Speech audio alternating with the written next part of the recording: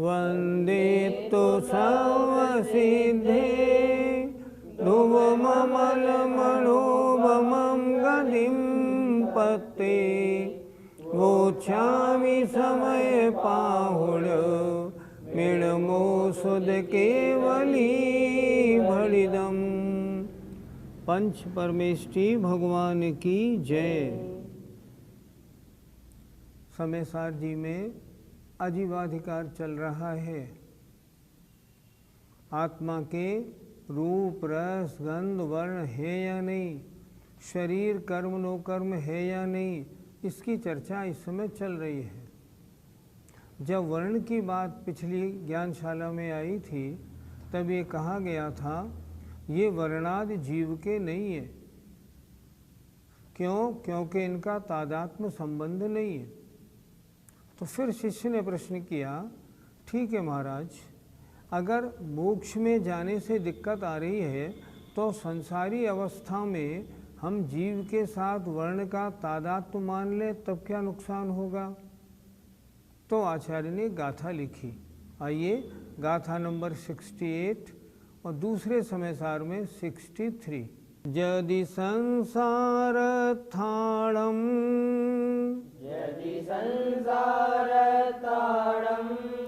जीवाणं तुज्यहोन्ति वर्णादि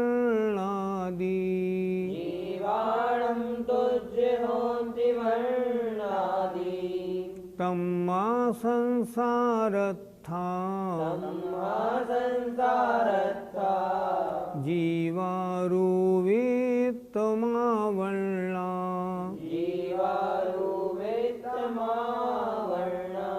बोलिए, यदि संसारथाणम् जीवाणं तुज्यहोन्ति वर्णादि तम्मा संसारथा जीवारुवेत्तमा वर्णा। यदि संसारथाणम् जीवाणं तुज्यहोन्ति वर्णादि तम्मा संसारथा जीवारुवेत्तमा वर्णा। यदि, यदि माने यदि, संसारथाणम संसार में स्थित, जीवाणम जीवों में, तुझ तेरे मत में, होन्ति होते हैं, वर्णादि वर्णादिक, अर्थात तेरे मत में, एक एक शब्द को देखते चलें, तेरे मत में यदि संसार में स्थित जीवों में वर्णादिक होते हैं, तुमने अभी कहा था ना अगर संसारी के मान ले तो यहाँ कह रहे हैं तेरे मत में, तुझ तेरे मत में यदि संसार में स्थित जीवाणम जीवों में वर्णादिक होते हैं तो क्या होगा? तम्मा तब तो संसारथा संसार में स्थित जो जीवा जीव हैं ये रूवितम रूपीपने को आवरणा प्राप्त हो गए। फिर तो संसार में स्थित जो जीव हैं ये रूपीपने को प्राप्त हो जाएंगे। फिर एक बार देखिए जरा, यदि संसारत्थानम संसार में स्थित जीवों में जीवाणम तेरे मत में वर्णादिक होते हैं तू ये मानता है संसारी जीव के तो वर्णादिक हैं, सिद्धों में मत मानो तो तब कहते हैं तम्मा माने तब संसारत्था, संसार में स्थित जीवों के, जीवा माने जीव, रूवितम रूपीपने को आवरणा प्राप्त हो गए। फिर तो संसारी जीव क्या हो गए? रूपीपने को प्राप्त हो गए। अर्थ देखें इसका, यदि संसार अवस्था में तेरे कहने से जीव के साथ वर्णादिक का तादात्म्य मान लिया जाए तो संसारी जीव रूपी ठहरेगा। क्या मतलब हुआ? संसार अवस्था में अगर जीव के साथ हम वर्णादिक का तादात्म्य मान लें, अर्थात जीव गुणी है और वर्ण रूप रस गंध स्पर्श आदि उसके गुण है, तो जीव में हमेशा वर्णादिक माने जाएंगे। तो संसारी जीव कैसा हो गया? संसारी जीव रूपी हो गया। इससे नुकसान क्या होगा? इससे नुकसान ये होगा जब जीव को मोक्ष होगा ना, तब संसारी जीव के वर्णादिक का तादात्म्य संबंध है। तादात्म्य संबंध कभी भी छूटता नहीं। फिर तो जो जीव माने जो आत्मा मोक्ष जाएगा ना, उसके साथ वर्ण रस वगैरह सब जाएंगे। क्यों? उनका उनके साथ तादात्म्य है। फिर तो पुद्गल को मोक्ष हो गया, जीव की क्या बात चले? वो बात ठीक नहीं बैठेगी। इसलिए संसार अवस्था में भी जीव के साथ वर्णादिक का तादात्म्य मानना संभव नहीं है, उचित नहीं रहेगा। पंडित जी, संसारी जीव तो रूपी है ही, फिर आपत्ति क्या? पिछली ज्ञानशाला में बताया था, कांच के नीचे नीला कागज रख लिया। अब कांच नीला हो गया तो क्या कांच नीला है? नहीं, कांच नीला नहीं है, लेकिन कागज नीचे रखे जाने से कांच में नीलापन आया है। क्या वो नीलापन कांच का स्वभाव है? नहीं है। अब आत्मा के ऊपर लेते हैं। हमारे आत्मा ने संसारी अवस्था में जन्म लिया। जन्म लेते ही शरीर मिला। शरीर मिलने से हमने कहा ये रूपी है। लेकिन सोचो, आत्मा रूपी है या आत्मा को जो कर्म उदय से शरीर मिला है वो रूपी है? रूप किसका लक्षण है? रूप है पुद्गल का लक्षण। पुद्गल किसे कहते हैं? स्पर्श रस गंध वर्णवंतः पुद्गलाः। स्पर्श रस गंध और वर्ण वाले पुद्गल होते हैं। तो वर्ण वाला कौन हुआ? पुद्गल हुआ। अगर हम ये मान लेंगे कि संसारी जीव के वर्ण है तो संसारी जीव फिर पुद्गल हो जाएगा। आप कह रहे हैं संसारी जीव तो रूपी है, संसारी जीव रूपी नहीं। अगर निश्चय से हम बात करें, कोई संसारी, हम और आप संसारी हैं, लेकिन क्या हमारी आत्मा स्वभाव से रूपी है? नहीं, स्वभाव से रूपी नहीं। संसार अवस्था में हमें जो शरीर मिला है वह शरीर आपको दिख रहा है, आत्मा नहीं दिख रही। क्यों? आत्मा में रूपीपना नहीं होता। रूपीपना पुद्गल में होता है और शरीर पुद्गल से बना है। इसलिए शरीर को हम देख के ये कहते हैं कि हमको जीव दिख रहा है, जीव रूपी है, पर वास्तव में जीव रूपी नहीं। जीव को जो कर्म के उदय से शरीर मिला है वो रूपी है। कहने में क्या आता है कि जीव रूपी है। पहले एक उदाहरण बड़ा अच्छा आया था। जैसे रास्ते में कोई पथिक जा रहा है और वो लुट गया, तो क्या कहते हैं? ये रास्ता लुटता है। तो क्या रास्ता लुटता है या पथिक लुटता है?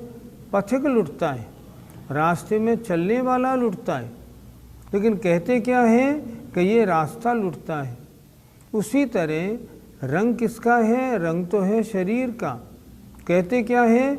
जीव का रंग है। ये क्या है? ये व्यवहारने के अनुसार ऐसा कहा जाता है। वास्तव में संसारी जीव रूपी नहीं। अब एक और विचार करते हैं थोड़ा।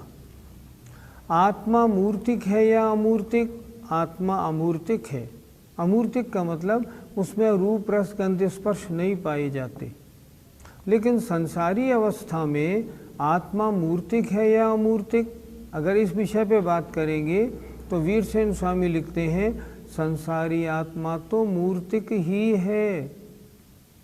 क्यों है? पानी कैसा होता है? सफ़ेद। पानी में एक बूंद अगर हमने स्याही की डाल दी तो पानी हो गया नीला। पानी कैसा है? पानी नीला है। इस समय पानी कैसा है? नीला है। ये तो सफ़ेद था पर इस समय तो नीला है। उसी तरह जब जीव के कर्म आदि का संबंध हो जाता है तब वीरसेन स्वामी कहते हैं यह आत्मा भी रूपी है। रूपी क्यों है?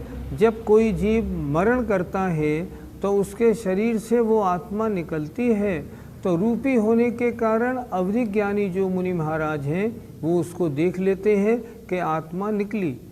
कैसे देख लेते हैं? क्योंकि आत्मा कर्म बंधन से सहित होने के कारण संसारी आत्मा रूपी ही है।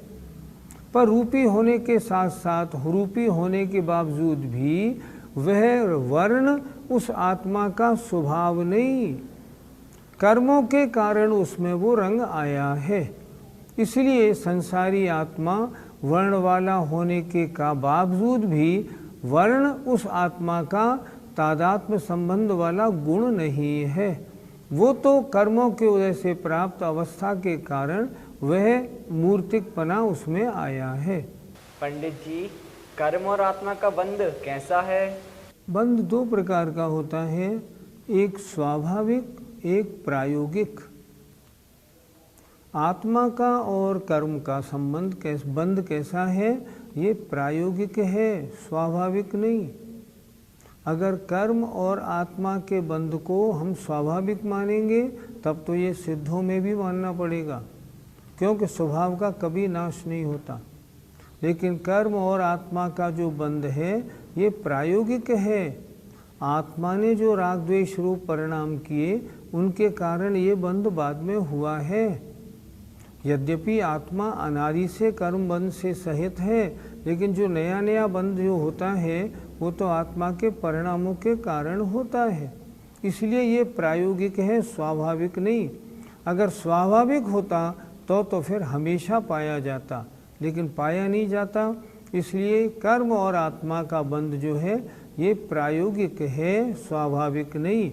इसलिए सिद्ध अवस्था में नहीं पाया जाता है। गाथा नंबर 68 का पद्यानुवाद देखिए। संसार में स्थिति भले इस जीव की है, संयोग जन्य वह चूकी अजीव की है।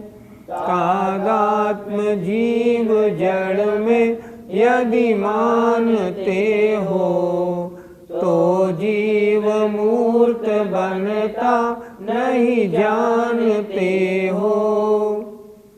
आचार्य विद्यासागर जी महाराज क्या लिख रहे हैं? यदि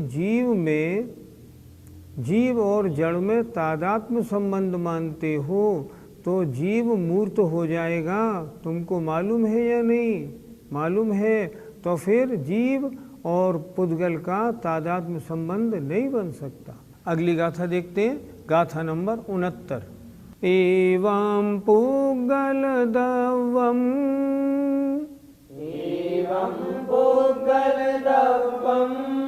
जीवोतः लक्षणेन मूढमदी,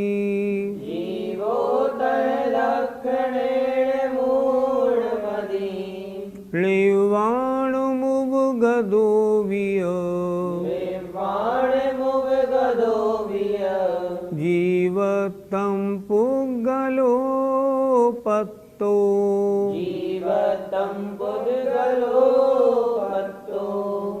एवं पुद्गलदवं जीवोतः लक्षणेन मूढमदी, क्लीवाणमुपगतो विय, जीवतं पुद्गलोपत्तो। एवं पुद्गलदवं जीवोतः जीवोतलक्षणेन मूलमदि निर्वाणमुपगतो यो जीवतं पुद्गलोपत्तो। एक एक शब्द का अर्थ समझिए।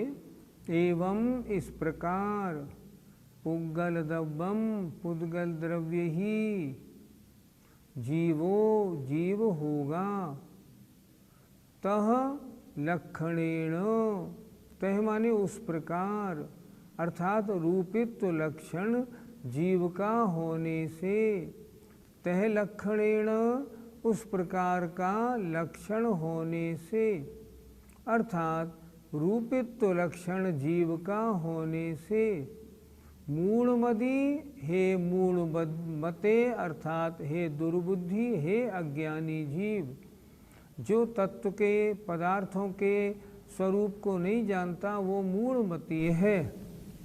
हे मूढ़मते, हे अज्ञानी जीव, यदि एवं मने इस प्रकार, तह माने रूपित्व लक्षण जीव का होने से, अगर रूपित्व लक्षण जीव का मान लिया तो पुद्गल द्रव्यम पुद्गल द्रव्य ही जीवो जीव हो जाएगा। तो क्या नुकसान होगा? निव्वाणम उपगतो बियो, फिर तो निव्वाण को प्राप्त होने पर भी और जीवत्तम जीवत्व को पुद्गलोपत्तो पुद्गल ही प्राप्त हो जाएगा। वर्ण किसका है? असाधारण लक्षण पुद्गल का। अगर आपने जीव का लक्षण मान लो, वर्ण मान लिया, तो इसका मतलब जीव को आपने पुद्गल बना लिया। जब बना लिया तो क्या होगा? निर्वाण प्राप्त होने पर जो पुद्गल है वह जीवत्व को प्राप्त हो जाएगा। निर्वाण किसका हुआ? निर्वाण हुआ जीव का, और जीव के साथ हमने लगा दिया तादात्म्य संबंध वर्ण का, और वर्ण वाला होता है पुद्गल। तो इसका मतलब हुआ निर्वाण किसका हुआ? निर्वाण पुद्गल का हुआ, क्योंकि रूप जो है ना वो तो पुद्गल का लक्षण है। एक बार फिर देखें, एवं इस प्रकार पुद्गल द्रव्यम पुद्गल द्रव्य ही जीवो जीव हो जाएगा। तह लक्षणेन, अगर उस प्रकार रूपित्व लक्षण जीव का होने से, हे मूढ़मदि, हे अज्ञानी जीव, अर्थात हे अज्ञानी जीव, अगर तुमने इस तरह पुद्गल द्रव्य का लक्षण रूपित्व मान लिया, रूपित्व लक्षण जीव का रूपित्व लक्षण जीव का बना दिया, तब तो पुद्गल द्रव्य ही जीव हो जाएगा। नुकसान क्या होगा? निर्वाणम उपगतो बियो, फिर तो निर्वाण प्राप्त होने पर भी और जीवत्तम पुद्गलो पुद्गल ही जीवत्व को जीवपने को प्राप्त हो जाएगा।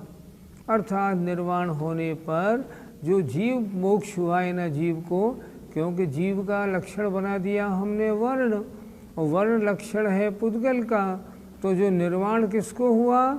निर्वाण तो पुद्गल को हुआ, ऐसा मानना पड़ेगा। और ये मानना किसी भी अपेक्षा से ठीक नहीं होगा। इसलिए जीव का वर्ण के साथ तादात्म्य संबंध घटता नहीं। अतः फिर हे भोले भाई, तेरे अनुसार रूपित्व लक्षण जीव का होने से पुद्गल द्रव्य ही जीव कहलाया, और संसार दशा में ही नहीं, निर्वाण प्राप्त होने पर भी, निर्वाण प्राप्त होने पर भी क्यों? क्योंकि जीव का तादात्म्य संबंध है वर्ण के साथ। तो जब जीव को मोक्ष होगा तो वर्ण साथ जाएगा, तो निर्वाण अवस्था में भी पुद्गल ही जीवत्व को प्राप्त हो जाएगा। कौन किसने प्राप्त किया? द्रव्य ने, जीव द्रव्य ने। कौन सा जीव द्रव्य? रूपी जीव द्रव्य ने, जिसका रूप लक्षण है, वर्ण लक्षण है। तो वर्ण लक्षण जीव का तो है नहीं, जीव का लक्षण तो अनंत दर्शन ज्ञान सुख है। तो वर्ण किसका लक्षण हुआ? ये हुआ पुद्गल का। तो मोक्ष किसको हुआ? वर्ण का, वर्ण वाले द्रव्य का, वर्ण वाला द्रव्य होता है पुद्गल। इसलिए फिर तो मोक्ष भी पुद्गल को हो जाएगा और इसमें तो बड़ी भयंकर बाधा आएगी। पंडित जी, जीव कैसे पुद्गल हो जाएगा?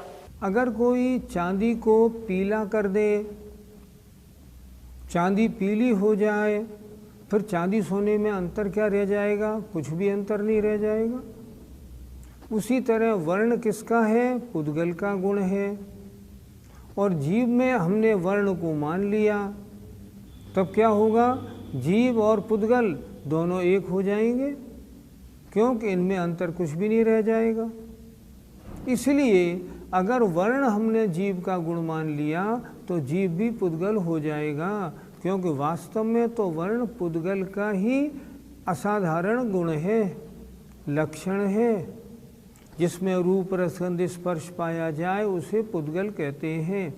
और रूप वाला अगर आत्मा जीव मोक्ष गया और वहाँ रूप सहित हुआ तो मोक्ष किसका हुआ? मोक्ष तो पुद्गल का हुआ। फिर तो बड़ी आपत्ति आ जाएगी।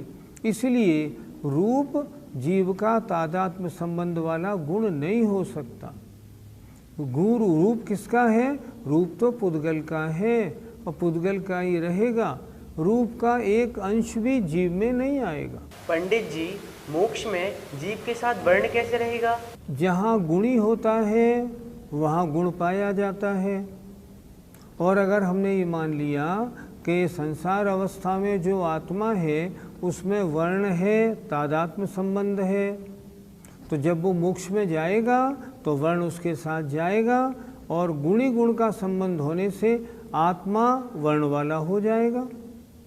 तो मोक्ष में भी जो आत्मा रहेगी वो वर्ण वाली होगी, क्योंकि उसका तादात्म्य संबंध मान लिया तो। पर वास्तव में ऐसा नहीं है। जितने भी भगवान सिद्धालय में विराजमान हैं वो अरूपी हैं, अमूर्तिक हैं, उनमें कोई रंग नहीं। रंग क्यों नहीं? कि रंग जो था ना वो तो संसार अवस्था में अन्य के कारण था और वो अन्य का कारण नष्ट हो गया, शरीर हट गया, अब वर्ण का क्या काम? आत्मा संसारी अवस्था में भी वर्ण वाली नहीं थी, लेकिन वर्ण के संयोग से वर्ण वाली कही जाती थी। और जब संसार अवस्था समाप्त हो गई, शरीर समाप्त हो गया और आत्मा ऊपर गई तो वर्ण का कोई संबंध नहीं। इसलिए आत्मा वर्ण वाला कभी नहीं हो पाएगा। मोक्ष में आत्मा जब भी जाएगा बिना वर्ण के जाएगा। और इसीलिए वर्ण को जीव का तादात्म्य संबंध मानने वाला गुण मानना ये बात घटती नहीं, अन्यथा सिद्ध भगवान भी रूपी हो जाएंगे। क्या हम स्वभाव से सिद्धों जैसे हैं? क्षुल्लक मनोहर लाल जी वर्णी ने पहले एक भजन बनाया था, बड़ा अच्छा, नाम था आत्म कीर्तन, आत्मा का गुणगान। उसकी 4 पंक्तियाँ थीं। मम स्वरूप है सिद्ध समान, अमित शक्ति सुख ज्ञान निधान, किंतु आश वश खोया ज्ञान, तो बना भिखारी निपट अजान। मम स्वरूप है सिद्ध समान, मेरा स्वरूप कैसा है? सिद्धों जैसा है। जितने गुण सिद्ध भगवान में प्रकट हैं मेरी आत्मा में शक्ति रूप से उतने गुण हैं, पर व्यक्ति उनकी नहीं हुई। क्यों नहीं हुई? उसमें लिखा उन्होंने नीचे, मम स्वरूप है सिद्ध समान, अमित शक्ति सुख ज्ञान निधान, किंतु आश वश खोया ज्ञान। राग द्वेष के चक्कर में पड़ करके मैंने अपना ज्ञान खो दिया, बना भिखारी निपट अजान, और भिखारी बना हुआ संसार में अनंत काल से भ्रमण कर रहा हूँ। हमारा स्वभाव तो सिद्धों जैसा है, लेकिन राग द्वेष के चक्कर में पड़ के वह सिद्धों जैसा स्वभाव कर्मों से ढका हुआ है। हम ऐसा प्रयत्न, ऐसा पुरुषार्थ नहीं करते जो वह जो ढकव है, जो ऊपर जो कवर है, आवरण है, वो हट जाए और मेरे गुण प्रकट हो जाएं, मेरी आत्मा के साथ लगे हुए कर्म नष्ट हो जाएं और मेरा स्वभाव प्रकट हो जाए। ऐसा हम प्रयत्न नहीं करते। क्यों नहीं करते? राग द्वेष में फंसे पड़े। गाथा नंबर 69 का पद्यानुवाद देखिए जो नीचे लिखा हुआ है।